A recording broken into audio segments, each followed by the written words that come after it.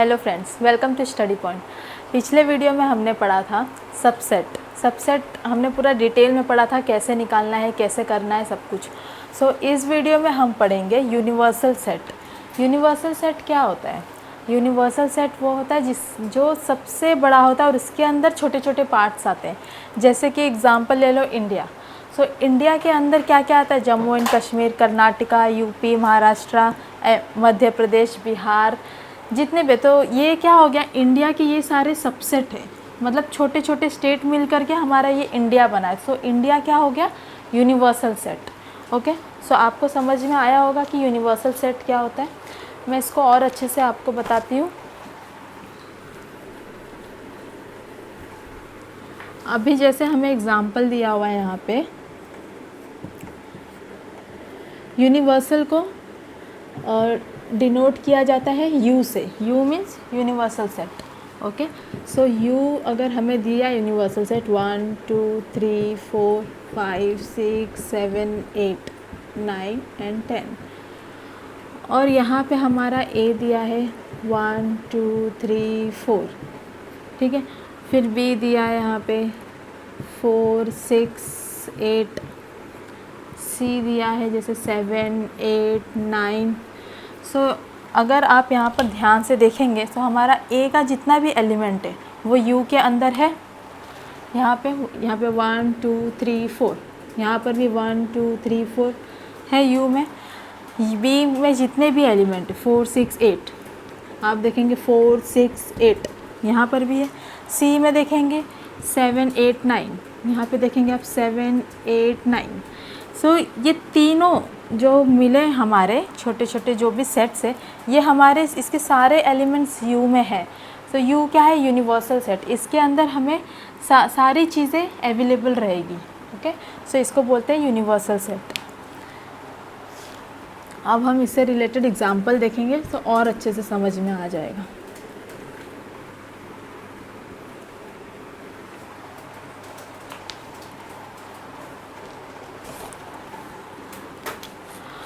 अब नेक्स्ट है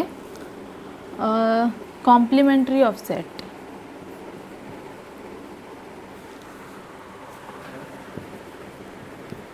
complement of set. Complement of set हमें हमेशा निकालने के लिए यूनिवर्सल सेट ज़रूरी है, क्योंकि हमारा कॉम्प्लीमेंट किस में से निकलेगा? यूनिवर्सल में से, ठीक है। अभी एग्जांपल हमें दिया हुआ है, जैसे यू दिया है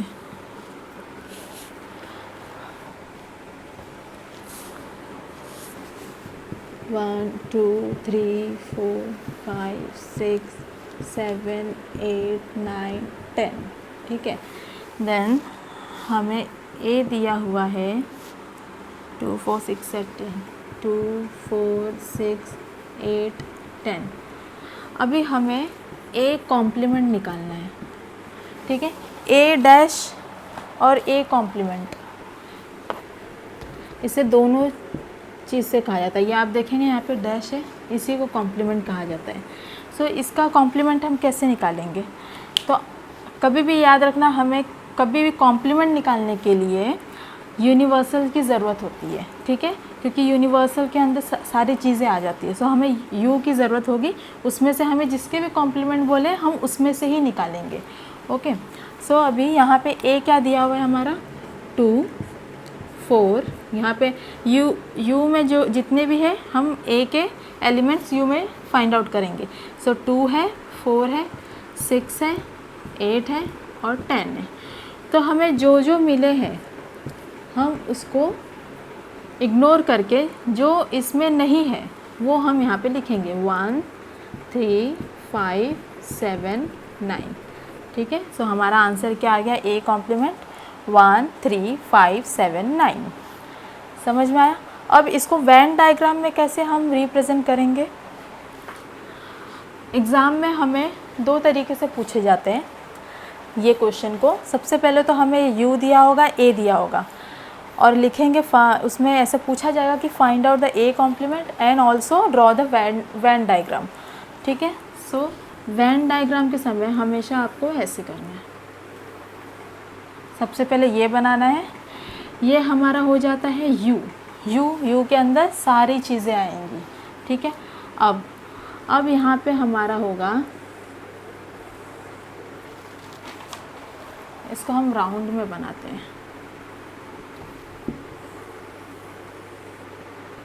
ए कॉम्प्लीमेंट, और हमारा यहाँ पे आएगा ए।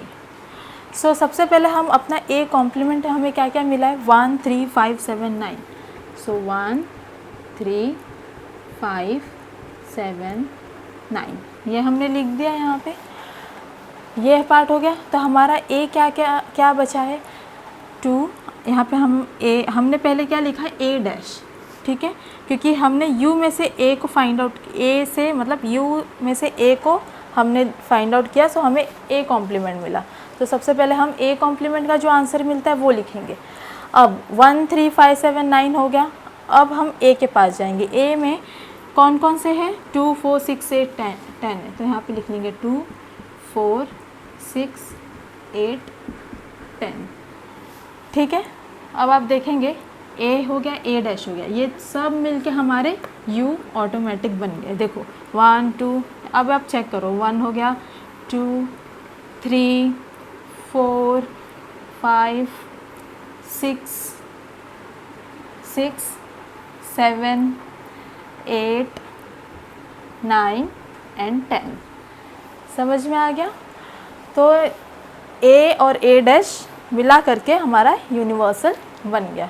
कभी भी याद रखना, वेन डायग्राम बनाते समय सबसे पहले हम कॉम्प्लीमेंट निकाल लेंगे, फिर वेन डायग्राम में सबसे पहले हम ए कॉम्प्लीमेंट जो हमारा आंसर है वो लिखेंगे, और जिसके थ्रू हमने कॉम्प्लीमेंट निकाला है ए का वो लिखेंगे यहाँ पर, तो हमारा यूनिवर्सल ऑटोमेटिक रेडी हो जाएगा। ओके, सो ये होता है वेन डायग्राम।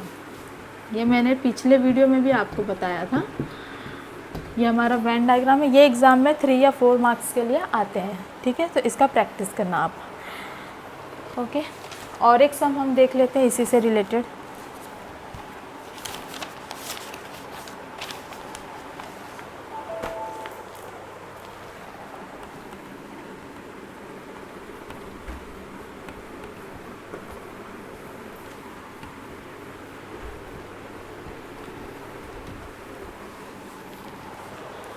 अभी हमारा यहाँ पे एग्ज़ाम्पल नंबर 2 है। यहाँ पे u दिया हुआ है 1 2 3 4 5 6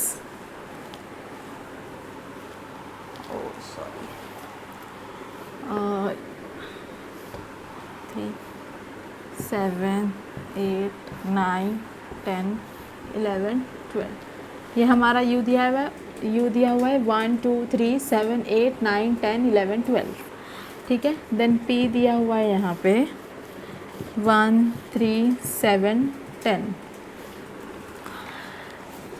देन हमें क्या क्या फाइंड आउट करना है, show the sets u p and p dash by Venn diagram।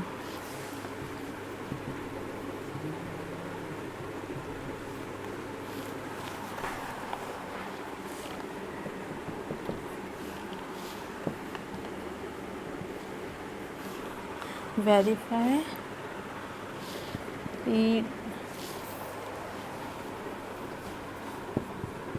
dash is equal to p।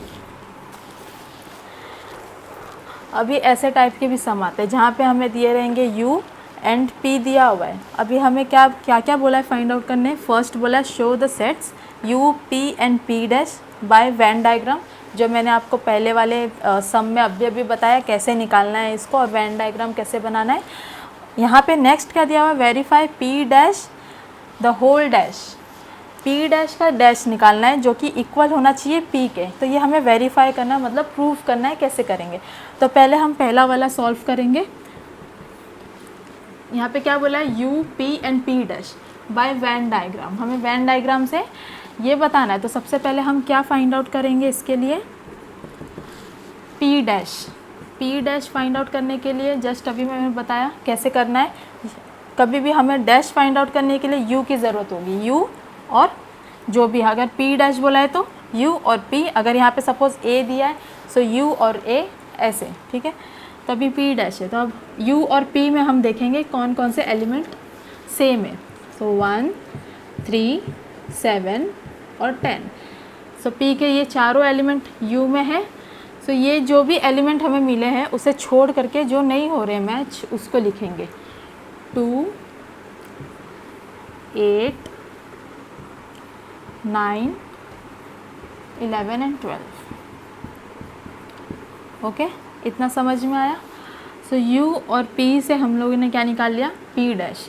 अभी हमें क्या, उसने क्या बोला कि बाय वेन डायग्राम, हमें इसका वेन डायग्राम बनाना है। तो कैसे बनाएंगे, जैसे मैंने अभी जस्ट बताया वैसे ही करेंगे। यहाँ पे ये बॉक्स बना लेंगे रेक्टेंगुलर, देन यू उसके बाहर, क्योंकि यूनिवर्सल के अंदर सारी चीज़ें आ जाती है। देन इसके अंदर हम लिखेंगे पी डैश, ठीक है। अभी पी डैश हमारा क्या क्या मिला है, 2, 8, 9, 11, 12।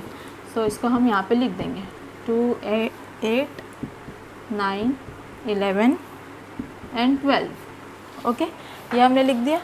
अब पी डैश मिला है वो हमने लिख दिया, और यहाँ पे जो हमारा पी है उसके एलिमेंट क्या है, 1, 3, 7, 10। सो यहाँ पे लिख देंगे 1, 3, 7, 10, ठीक है। तो अगर आप इसको ध्यान से देखेंगे तो हमारा U बन चुका है। देखो अगर U में हमारे क्या क्या है, 1, 2, 3, 7, 1, 2, 3, 7, 8, 9, 10, 8, 9, 10, 11, 12, 11। सो हमारा यूनिवर्सल ऑटोमेटिक रेडी होगा। सो ये वेन डायग्राम है, ठीक है।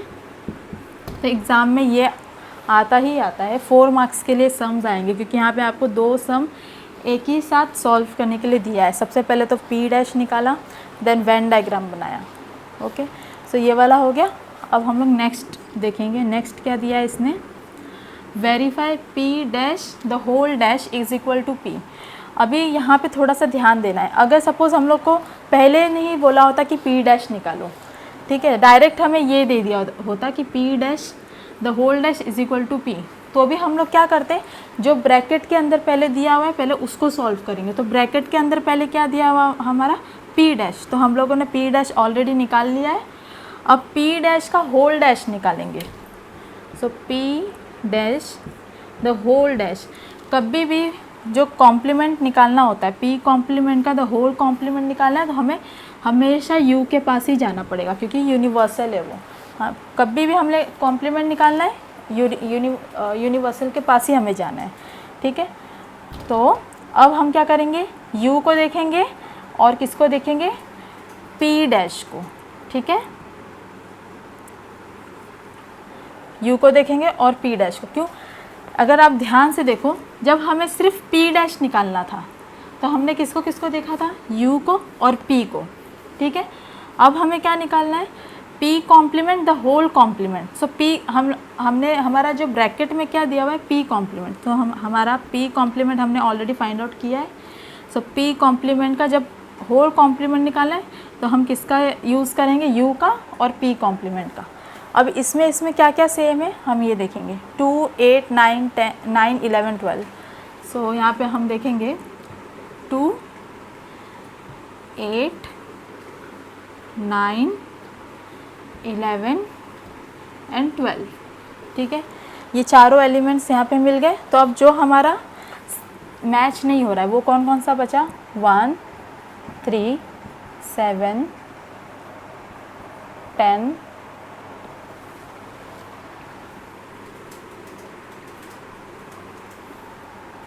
1, 3, 7 और 10, ठीक है।